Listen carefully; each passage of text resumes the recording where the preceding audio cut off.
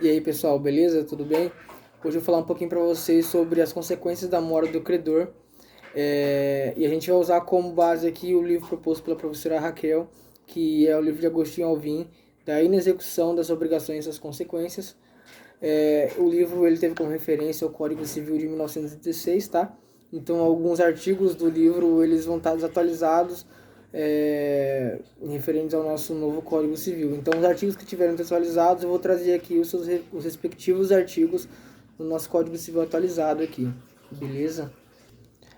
A mora ela tem a ver com um atraso, né? A palavra mora tem a ver com a demora, no caso, né? A demora, um atraso na hora de receber ou de pagar algo, né? No caso aqui, a mora do credor vai ser a questão da demora do credor ao receber a dívida, né? Ao receber o pagamento, ou receber a coisa, enfim, a demora do credor. E a definição de mora é muito parecida com a definição de inadimplemento. Inclusive, alguns juristas costumam chamar a mora de inadimplemento relativo, né? Porque a mora ela é aquela obrigação que, apesar de ter sido, já ter o prazo vencido, de que já deveria ter sido extinta, ela não foi. Mas mesmo com esse atraso, ela ainda pode ser extinta, né? Então é como uma dívida que venceu, mas que mesmo ela tendo sido vencida, já devia ter sido paga, ela ainda pode ser paga, certo? Já o inadimplemento não, já o inadimplemento é aquela obrigação, aquela dívida que não pode ser paga, que não pode ser quitada, que não pode ser extinta, tá? Então essa aí é a diferença entre a mora e o inadimplemento, que apesar de serem parecidos, têm suas diferenças. O autor Agostinho Alvim aqui no livro dele, ele vai citar o antigo artigo 958 do Código Civil de 1916, que vai tratar sobre as consequências da mora do credor, tá? Porém, o nosso artigo 400 do nosso Código Civil atualizado, nosso Código Civil de agora, ele vai tratar sobre as consequências da mora do credor, referente ao o antigo artigo 958. Então, o artigo 958 do Código Civil de 1916 tem como respectivo aqui o artigo 400 do nosso atualizado Código Civil, que vai dizer que a mora do credor subtrai o devedor isento de dolo a responsabilidade pela conservação da coisa, obriga o credor a ressarcir as despesas empregadas em conservá-la e sujeita-o a recebê-la pela estimação mais favorável do devedor, se seu valor oscilar entre o dia estabelecido para o pagamento e o da sua efetivação. Aqui nós temos as três consequências da mora do credor no mesmo artigo aqui, não foi separado.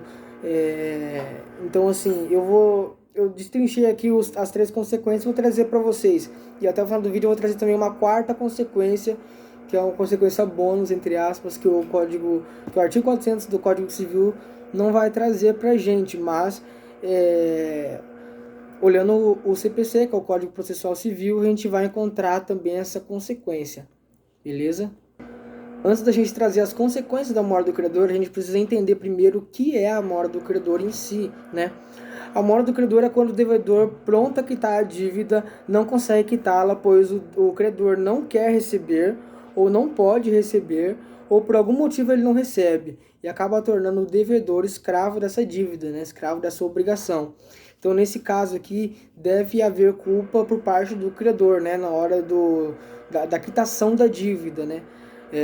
Ou o devedor ir pagar a dívida e por algum motivo o credor não quiser receber ou não puder receber, ou o credor, o devedor for entregar algo que deve ser entregue ao credor e o credor não aparecer para receber, ou seja, há aquela culpa do credor em não receber aquela dívida, né, e não quitar a dívida do devedor.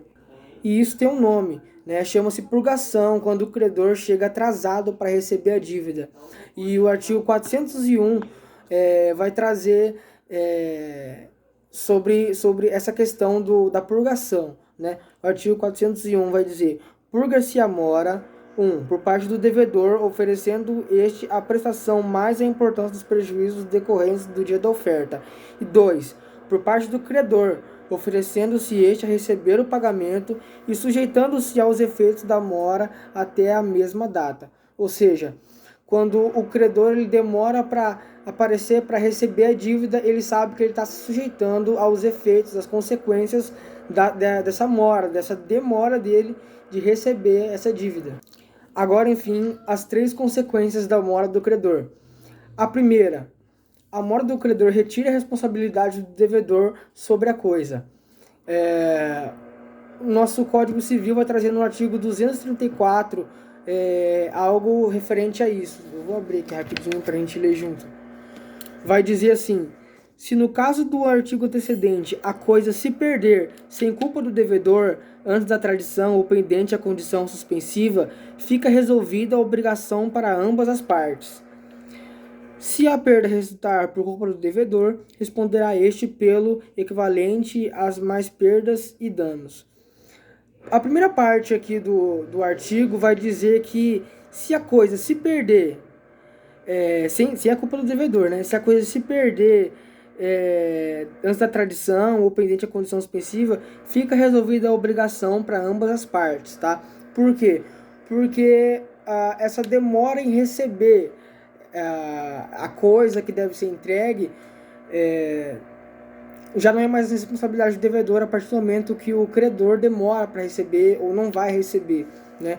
Por exemplo, um animal, quando a obrigação consiste no devedor entregar o animal para o credor e o credor não aparece para receber esse animal, né? Para pegar o animal, e esse animal acaba fugindo ou acaba se perdendo ou algo do tipo. Isso aí já não é mais responsabilidade do devedor, porque a partir do momento em que foi marcado o dia e hora pro credor receber a dívida e ele não vai receber a dívida, essa questão já não é mais responsabilidade do devedor, porque ele estava presente para quitar a dívida e o credor não. Então, essa é a primeira consequência da mora do credor, né? Que é retirar a responsabilidade do devedor sobre a obrigação, tá?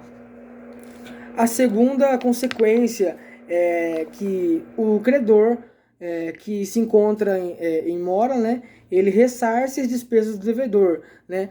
Então, assim, de novo no caso de algum animal, se a obrigação consiste no devedor entregar um animal ao credor e o credor não aparece para pegar esse animal, e por não aparecer o devedor deve levar esse animal de volta para casa ou de volta para algum lugar onde possa deixar esse animal e esse animal vá consumir medicamento, alimentação, água, entre todas essas questões aí, esse valor que é gastado a mais com esse animal vai ser ressarcido pelo credor, tá? Então, o credor que se encontra em mora, ele deve ressarcir, né, as despesas que o devedor teve com essa coisa, tá?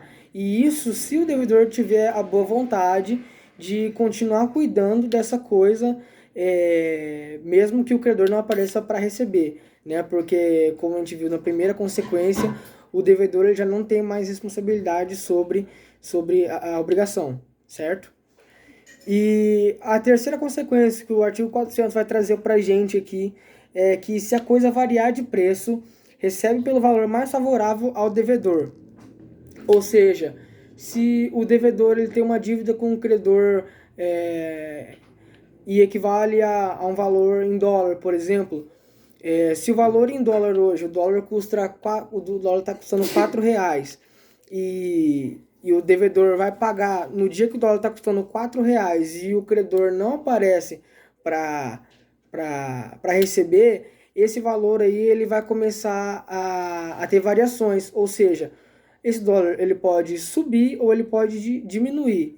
E independente dele subir ou aumentar, o devedor vai pagar o equivalente ao menor valor do dólar, no caso, né? Por exemplo, se ele deve 400 dólares, por exemplo, para o credor, e o dólar está custando R$4, por exemplo, se a dívida do devedor é equivalente a 400 dólares e o dólar está custando R$4, por exemplo, o devedor ele deve, no caso, R$1.600. Porém, se depois do dia que estava marcado para o devedor pagar a dívida para o credor não apareceu, passou-se os dias e o dólar caiu para R$2, né? Então a dívida de $400, que equivalia aqui a R$ 1.600, agora vai equivaler a R$ 800, porque o dólar agora custa R$ 2. Esse valor que o devedor vai pagar ao credor é o valor equivalente a R$ 800, porque apesar de o valor que apesar do valor da dívida, na época da dívida, ser de $400, quando o dólar estava custando R$ 4, o devedor vai pagar só os R$ 800, porque agora o dólar custa só R$ 2. E como o credor se encontra em mora, vai ser sempre válido o menor valor, o valor mais favorável ao devedor, tá? E a mesma coisa se o dólar tiver aumentado, se o dólar tiver ido de R$ 4 para 6, o devedor vai continuar pagando o referente aos R$ 4, o dólar referente a R$ 4, porque é o valor mais favorável a ele, ao devedor. Por último, eu vou trazer uma quarta consequência bônus aqui pra gente. E essa quarta consequência da mora do credor é que o credor em mora, ele se sujeita à condenação de eventual ação de consignação em pagamento, tá? Então, assim, ele já se sujeita à ação de consignação, uma eventual, né, ação de consignação em pagamento, tá? O artigo 539 do nosso atual Código Processual Civil, tá? Como eu tinha falado no começo, o Código de Processo Civil que vai trazer essa quarta consequência, né? E não o artigo 400 do Código, né? Civil. Então, o artigo 539 do Código de Processo Civil vai dizer que nos casos previstos em lei, poderá o devedor ou terceiro requerer com efeito de pagamento a consignação da quantia ou da coisa devida. Tratando-se da obrigação em dinheiro, perderá o valor a ser depositado em estabelecimento bancário oficial onde houver situado no lugar do pagamento, cientificando-se o credor por carta com aviso de recebimento, assinado o prazo de 10 dias para a manifestação da recusa. 2. Decorrido o prazo do primeiro... O artigo 539 do Código Processual Civil vai dizer que nos casos previstos em lei, poderá o devedor ou terceiro requerer, com efeito de pagamento, a consignação da quantia ou da coisa devida. O parágrafo 1 vai dizer, tratando-se da obrigação em dinheiro, poderá o valor ser depositado em estabelecimento bancário oficial onde houver situado no lugar do pagamento, cientificando-se o credor por carta com aviso de recebimento, né, carta R, assinado o prazo de 10 dias para a manifestação da recusa. Parágrafo 2. Decorrido o prazo do parágrafo 1, contando do retorno do aviso de recebimento, sem a manifestação da recusa, considerar-se-á o devedor liberado da obrigação, ficando à disposição do credor a quantia depositada. Ou seja, vamos dar uma pausa aqui. Se o credor ele faz o depósito do valor que ele deve para o credor e manda uma carta, né, cientificando o credor que fez esse depósito, o credor tem 10 dias para manifestar a recusa. Se nos 10 dias ele não manifestar, o credor se manter em silêncio, a dívida do devedor está quitada, tá? Aí, no caso, ele está isento, está liberado da obrigação, né? Ficando só disposto o valor aí ao credor, certo? No parágrafo 3 vai continuar dizendo que, ocorrendo a recusa manifestada por escrito ao estabelecimento bancário, poderá ser proposta dentro de 1 mês a ação de consignação, instruindo-se a inicial com a prova do depósito e da recusa. Parágrafo 4. Não proposta a ação no prazo do parágrafo 3, ficará sem efeito o depósito, podendo levantá-lo o depositante, certo? Então, aí, nesse caso aqui, é uma quarta consequência dessa mora do credor, que ele se sujeita a essa eventual ação de consignação em pagamento, beleza? Então, pessoal, essas aí são as consequências da mora do credor, espero que vocês estejam entendido, e é isso, valeu!